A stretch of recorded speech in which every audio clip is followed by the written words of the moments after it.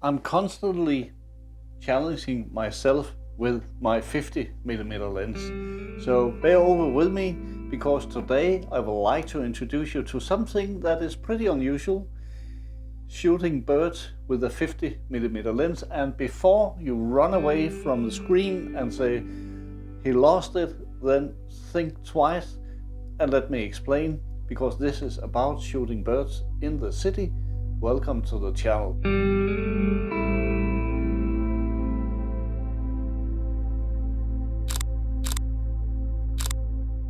My name is Morten Albek. I'm a Danish photographer, I'm a photojournalist, videographer for news, and I teach street photography. And one of the things I do is that I limit myself to use the 50mm lens most of the time.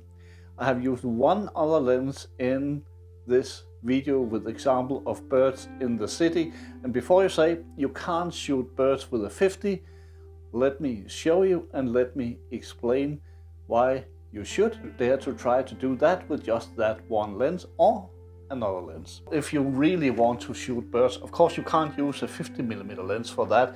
If you want to go into nature and capture them up close, that's a completely different story. But what we're talking about here is our flying friends within the cityscape. And when I shoot street photography, I don't only search for people and graphic elements and buildings, geometries, all of that stuff. I look for more things. I want to explore life within the city. And there are people, then there are dogs and cats. They are brought into the city by the people mostly. Of course, you can have both stray dogs and stray cats, but uninvited friends of life are birds. They appear in between in the city. It can be doves, it can be seagulls, it can be all kinds of small birds, also exotic birds. If you travel to like Australia, then you have parrots, all of that stuff. But how on earth do you shoot them with a 50mm lens? Let me explain that, and I want to explain you why I try to do it and how I do it. First of all, I have shot with both the Sony here in this video and with the Leica M system here, but only with a 50mm lens, and then a surprise lens at the end of the video for those of you who want to watch it all. If you like this channel, please sign up, subscribe for it, subscribe for the newsletter, and go to my website and read the blog post I write every week about photography as part of my information about how I approach photography. So this channel is not like telling the truth. Of course, I'm not lying to you, but it is about telling my way of doing street photography and photography at all. So if you like to follow me, please do that. Sign up for the channel and sign up for the newsletter, and you will get some free presets if you sign up for the newsletter as well. You will receive information about my workshops around Europe, and of course, you will also get updates when I post a new blog post or articles. You can discover a lot of articles and blog posts already published on the website, so please go and do that. But let's, without further ado, go back to what it's all about. So when I am hitting the streets, I'm not searching for birds. It's not like that. I'm not a bird photographer in the city. I simply have my camera with me for the purpose of shooting urban or people, urban street photography, or focusing on people when I walk the streets. And then when I discover something else of interest, then I go for it. And that can be birds, it can be cats, it can be dogs, it could be a third or fourth thing. The main thing here is that you are observant and use your camera with the limits it has. I think this is a kind of exploration. It is a search for knowing more about life when we hit the streets. It's not just like capturing beautiful moments, it's also an investigation of life. And one of the things you can discover are exactly our feathered friends. And let me put this way. It's not about what is possible to do I'm interested in how to do it. So I like to try to explore what I can do with my 50mm lens or another lens. It could be any lens actually that you limit yourself to as a standard lens. then think about what can you do with that lens instead of saying all the time, what can I not do with this lens? Because that's the typical remark I get on my videos when I focus on one lens is there's a lot of things you can't do with that lens. And that is actually completely uninteresting. You should turn it the other way around and see, okay, what can I do with that lens? What is actually possible? This way, you develop yourself as a photographer and as a human being by using that limitation to explore new things where you're forced to think about what you're doing, which is much more interesting than exploring what you can't do, because there are a lot of things you can't do, but why focus on them? What you can do is what is important. If you like to nail a bird, so to speak, not literally, then you have to have a fast enough shutter speed set on your camera to be able to hold it still. Not that you can't hold your camera still. There's that guideline with camera lenses. If you have a 50, then your shutter speed should be double of that, like 100. In this case, it will be 125 that is possible. If you need to capture things in fast motion, then you need to go at least up to 250 and 500 to be sure, in shutter speed, to be sure they are frozen and not motion blurred when passing through your viewfinder and your camera, because you cannot capture them holding them still. If you lose like a 60 shutter speed at 60, then they will simply be motion blurred because of the speed. Even people will be that often. So go to at least 250, 500 and above that, so you're sure to freeze the moment and capture it.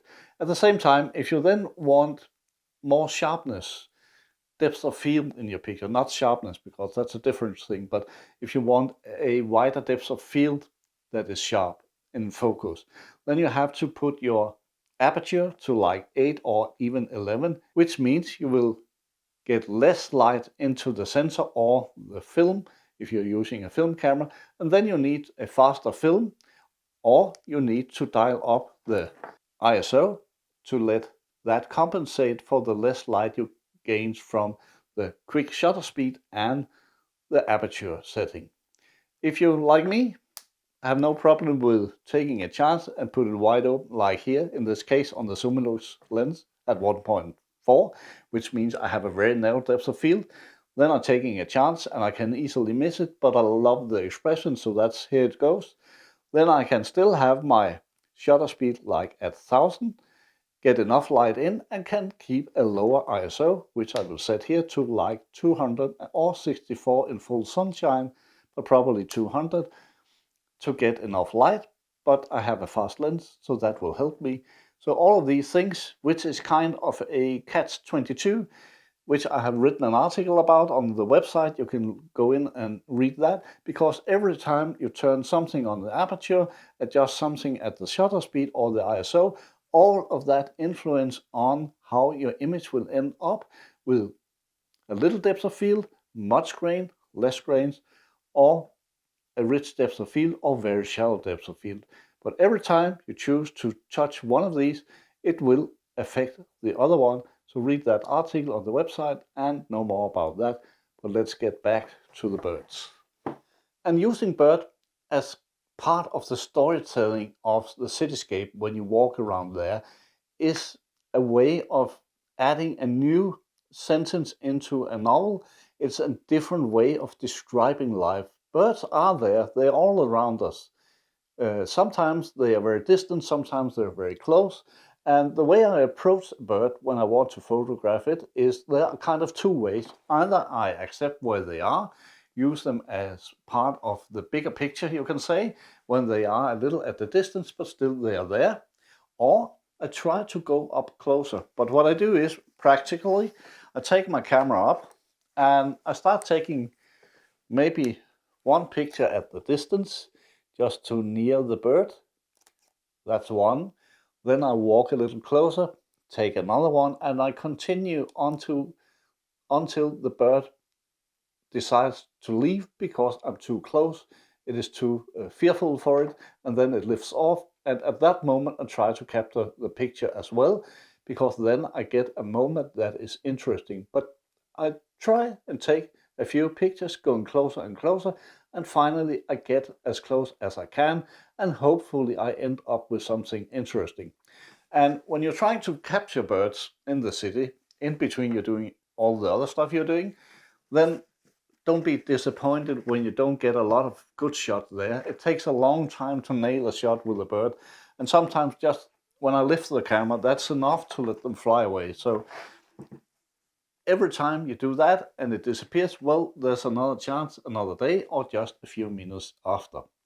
One of the birds I approached in Rome was sitting on the roof of a car, and I took maybe 2 or 3 pictures first, a little at a distance.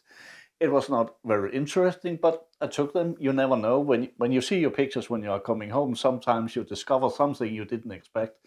So I took them, and then I walked closer and closer with the camera up for my eye, constantly changing the focus so I could follow the bird and being ready for it to take off. And exactly when it begins to move, I press the shutter button and I have an interesting picture of a bird lifting off, taken with, believe it or not, a 50mm lens.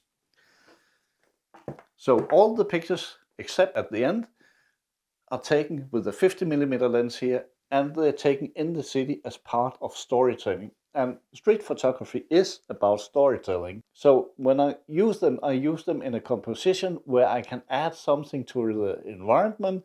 It can be the bird sitting here, the seagull at the harbor in Oslo in Norway, and in the background we have 2 people sitting and eating. When I use very narrow depth of field in most of my pictures, it's simply to drag the attention to the subject and then having people a little out of focus in the background. You still know they're there, but I put the focus on the bird.